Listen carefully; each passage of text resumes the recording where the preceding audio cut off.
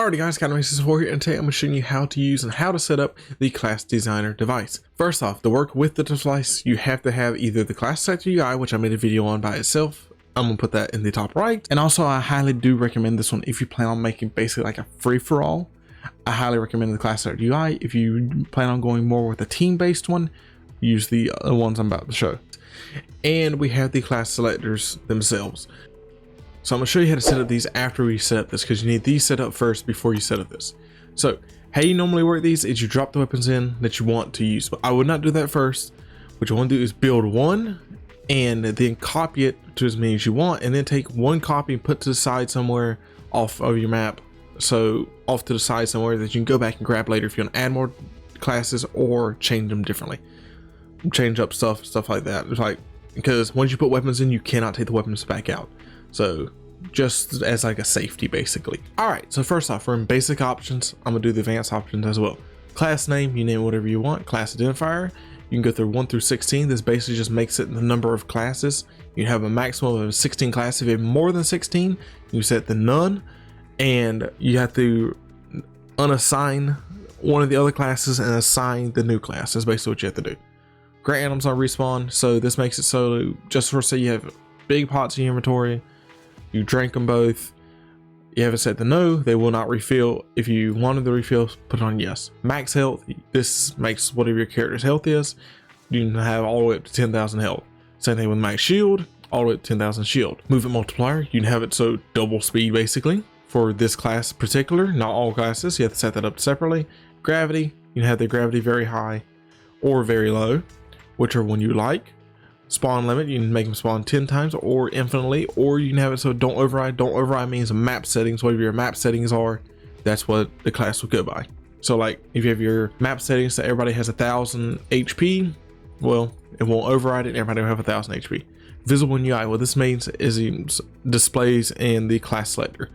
I don't see no reason to have this turned off unless you're using the class selector, not the class selector UI, but maybe there's a reason. Maybe like if you have like a secret class or something hidden somewhere, have it turned off, so the only way you can use it is with the class selectors right here. I had this like in front of it or something, like hidden behind a bush or something like that. I don't know, but if you want that option is there.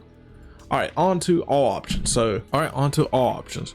So class name, we already went through that. Same thing with the class identifier.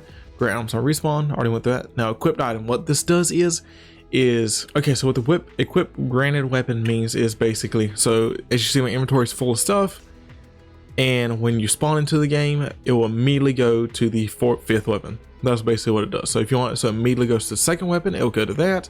Mainly how I've seen maps use this is they'll just throw all the stuff in here, and when whatever order you throw the stuff in here is the order it'll be in, and they'll just basically take it and make it so the equip item is whatever the shotgun is in the loadout. That's what I've seen basically a lot of people do with them. Visible during game, this means the class designer is visible during game. I normally have it set to no, so it'll be invisible. You can have it set to yes for some reason. I don't know why you'd want it that way, but you could. Grant ammo weapons, again, self-explanatory. You have it yes or no. If you have it set to yes, you mainly put ammo in there, or you can have it set up a different way, however you have your map set up. Start with pickaxe. Instead of starting with a weapon, you'll start with your pickaxe in hand. All right, starting health. You can have it set to 1%, 50%, 100%, or and make yourself invincible. So this way you can make it so, say you want to spawn with 1% of your health, but you have 100 health, so you have 1 HP, or you can have it set to 10,000 health, so you have 1,000 HP, right? No, you have 100 HP. Yeah, that's why you can have the health set up. Now with the shield, it's a little bit differently because it, for some reason, it does not have the 1%. It has the 50% and 100%. Same thing though, you can go all the way to the 10,000 shield. Overshield, you have this on or off as well, and overshield more options. So let's show these. So your overshield maximum, you have to set all the way to 10,000. Overshield recharge delay, this means how long it takes after taking damage to restart recharging. You have this set to instant or 300 seconds, and everywhere in between. Normally I like those just 5 seconds. Overshield recharge rate, anywhere from 0 to 5,000. I normally keep mine at like 5 normally. I think that's like how normal battle royale is. I think normal battle royale is 1 though. I don't know, to be 100% honest. I don't play zero build that much. Movement multiplier, same as earlier. Allow sprinting, you can have this on or off as well, and there's more options for sprinting.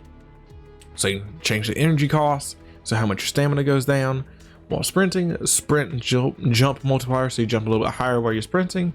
Speed multiplier, you can have double time, so you're sprinting and it's double the speed. Allow sprite, sliding, you can turn this on or off as well. Slide kick, on or off. Shoulder bashing, on or off, and then instant reload. So instant reload is your gun instantly reloads. When you mash the reload button, it instantly reloads. Again, on or off. Infinite ammo for this class, on or off. Infinite consumables, on or off. Infinite resources, on or off. Eliminate players' items. So you can have it so it drops the items on the ground, it keeps them in their inventory, or it deletes them. So that's what I was saying about the respawn with items.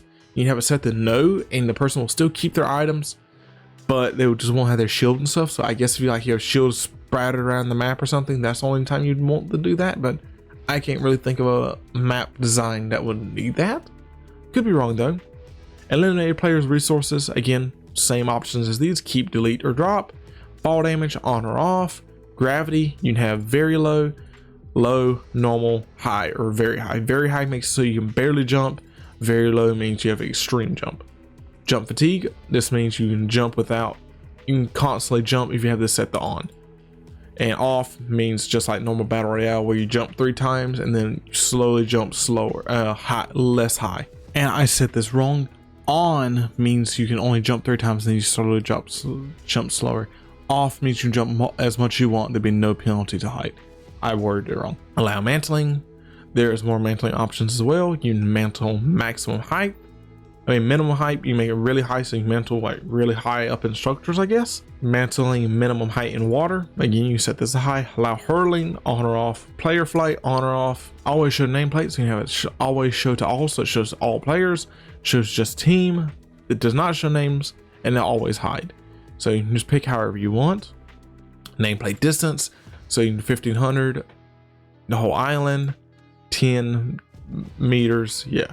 If they go any further than 10 meters, they'll disappear off your screen. Nameplate line of sight. So always show, that means it'll always show through buildings and everything, and hide behind obstacles. Focus on nameplates, don't override, no, only hostile, or all. So what this means is it'll focus on only hostiles, like if you want to set up for like Call of Duty, where you look at somebody and you see their name. That's why I have mine focus angle, so 5 degrees from the center. That means just a little bit off from your crosshair. That means you'd be somewhat looking at them. 10 degrees, a little bit more lenient, so forth and so forth, all the way up to 45 degrees. Focus time, so how long you have to kind of be in that 45 degree circle. So instant, 0.5 seconds, 1 second, 1.5, or 2 seconds. Show players health indicator, team only, so you can see team health, enemy's health, anyone's health, or never, so don't show nobody's. Display health for all players, don't override or yes. Glider redeploy, on or off. Down but not out equals is off, improved, classic, or default. Default depends on the team size. Classic means you can just crawl around, can't open doors. Improved means you can open doors, close doors, stuff like that. Off means there is no down but not out. Drop reboot card on elimination if can be rebooted or no. Allow building, none, all, traps only, or no traps. Respawn time all from 1 second to 30 seconds. I thought it was 10 minutes. Spawn limit, we done this earlier. Spawn location, you can spawn pad, sky, or the current location you're at. Health granted, so you can have a siphon basically. So you can have from 0 all the way to 10,000 for each kill. Same thing with wood, same thing with stone, metal, gold. Maximum building resources, so the maximum amount of building resources this person can have, all the way up to 999,000. Allow item drop, that means if there's an item in the inventory, they can manually drop it if you want them to do that. But this is kind of bad if you have multiple classes, and some classes have more overpowered stuff but less health, and there's overpowered classes with the worst weapons, so they can drop an overpowered weapon to the class with a lot of health, and it would be almost unstoppable basically. That's the only time I've seen this be used. So you can have you set the yes or no. Allow item pickup, same deal, yes or no. Harvest multiplier, you can have it so when the resources they get from mining trees and buildings and stuff like that, from 0.1 all the way up to 10. Spawn immunity time from default none, 1 second all the way to 10 minutes for some weird reason. Visible in UI, show in UI we're receiving from, and hide in UI we're receiving from. So I don't see a use for these, but maybe you'll see a use for this. I really don't see one though. Now let's go set up the class selector. All right, so like I said before, you want to copy one and take it far away. Maybe I'm just gonna put it right here. Maybe you put wherever you want really. But anyway, just copy it and put it somewhere, and then you want to copy all these. If you plan on using somewhat the similar settings, Maybe you want to keep all the speed and everything the same, but you want to turn down the health for some classes, then just go on this one because they all have the same settings. Just go to the health, just go to start, and you'll see everything changed, and just change it. That's all you have to do. Is like, say I want this guy to have 1% health at 9,500 health. I want this one to have be 100% health at 25 health, and let's go on and on and on. That's basically all you want to do. So with these guys, what they do is when you walk into them, it changes your class. And the reason you want this is most of the time what you have it set up is they choose your class, you die, it kills you, then you respawn in the map. So what people do with these is you have to build a little box around it first. I build a little box and they spawn in here, then they come choose a class, they die, and then they spawn in the map. That's how it works. All right, so here it is, class setter. This is a base one that is set up by itself. So I'm just going to go through the basics right now. I'm not going to go through it too much. Like I said, that's another video because a lot to go through. Anyway, class switch to. So you want this set up to whatever class you want the player to walk into, you get switched to. You have 1 all the way up to 16, just as many classes there are. The size of this little thing in the middle, you can have it from 0.5 all the way up to, I think 150 meters, no 50 meters, which is a huge circle, which you don't really need. Probably just need to keep it down at like 3 max, maybe. Yeah, that's pretty big. You can change the color on it to any color that you want. Activation audio. So when you, as you heard earlier, when you walked into it, it made a little noise. Actually, you didn't because I had my audio turned off. You know, that turn on or off makes a little ding. Zone audio, as you hear it's humming, just turns it off. Visible during game, this is normally set to on. If you set the off, it just makes the base invisible, doesn't make the zone invisible. Next thing is over here. In all options, switch to team. You have it switch to any team. This, like I said, is normally how people use it as a team selector, not as much as a class selector, but you have it switch to any team all the way to 100. Activating team, you just set the any, and again from 1 to 100. Time to switch. This is what I normally do. Put it on instant. So right when you walk through the zone, it instantly changes. It's set to 3 by default, and respawn player on switch. If you have it set up as this in a box, and you want they spawn in the box, they walk in here, die, and then spawn in the map. That's what you want set up. And normally have this set to no, so they will not restore health, so they can't come back and do it again. If you have it set up for a way to teleport back to the classes and change classes. Clear items on switch. You can clear all items or class items only. And that's basically it for this. More than likely, even better way to do this is have it set somebody will spawn in a box. In that box, it will have the team selectors. So you select your team in that box, like have like 4 or 5 teams, however many teams you want. The player will walk into the zone, it'll put them on that team.